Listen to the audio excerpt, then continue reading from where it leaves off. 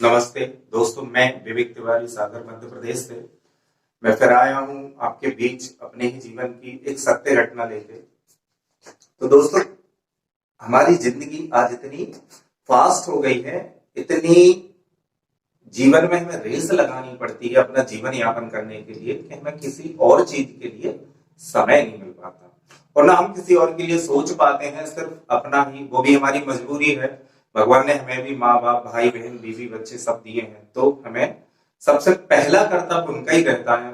उनके प्रति हमारे जो भी कर्तव्य हैं वो पूरे करने होते हैं और इसीलिए इस रेस में हम लगे रहते हैं अपने जीवन यापन करने के लिए। और इसी रेस के दौरान कहीं ना कहीं हमसे हमारे सामाजिक दायित्व या तो पूरे हो जाते हैं या छूट जाते हैं। तो कुछ ऐसी ही कहानी भी मेरी है। एक सामाजिक दायित्व से ही जुड़ी हुई घटना है जिसने मेरी जान बचा दी। तो दोस्तों, मैं उस समय मार्केटिंग के काम से जुड़ा हुआ था और एक दिन मुझे बंडा जाना था, जो सागर जिले की एक तहसील है। मुझे वहां जाना था और उसी दिन मेरी गाड़ी खराब थी।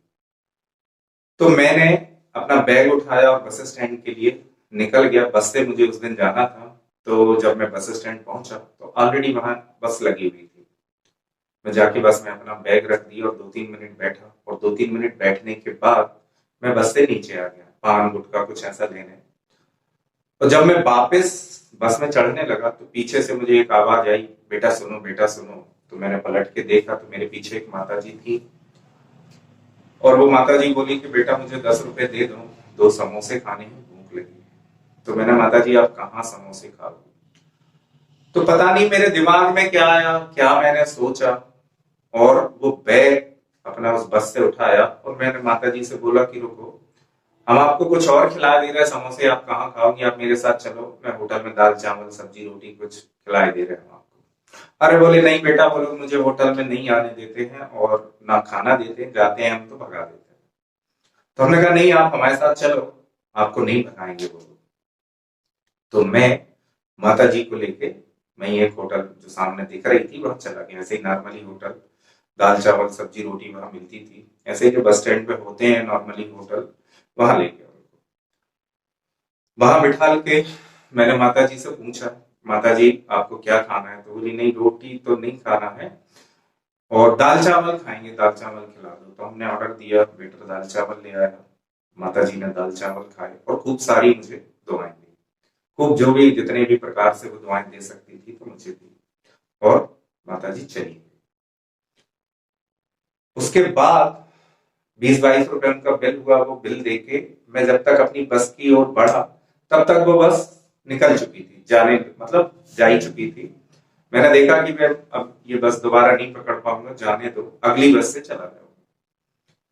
तो मैं वापस आ गया और दूसरी बस का इंतजार करने लगा। लगभग आधे घंटे बाद मुझे दूसरी बस मिल गई और मैं उस बस में बैठ के पढ़ना जाने लगा, चला गया।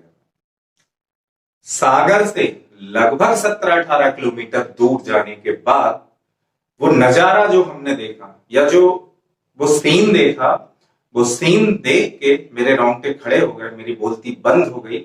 वो बस, जिस बस में मैं बैठने वाला था, वो सारी की सारी बस पलटी हुई थी। उस बस में 32 सवारियां घायल हुई और भगवान जाने फिर क्या हुआ होगा उन सवारियों का। मैं इतना डर गया, इतना सहम गया कि वो न्यूज भी फिर दूसरे दिन अखबार में आई होगी, किसी और से भी वो चर्चा सुनने में आई, लेकिन फिर मैंने वो सुनी नहीं। पता नहीं क्यों, ना वो न्यूज मैंने पढ़ी ना वो सुनी।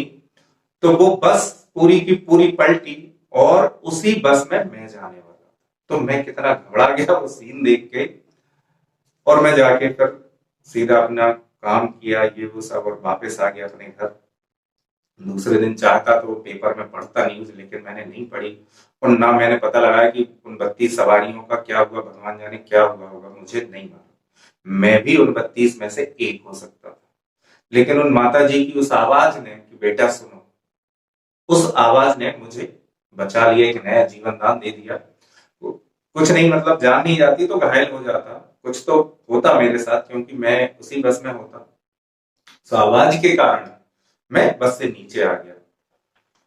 तो जीवन की कुछ ऐसी मर्मस्पर्शी घटनाएं होती हैं कि जिनके कारण कहीं ना कहीं हमारा बहुत अच्छा हो जाता है।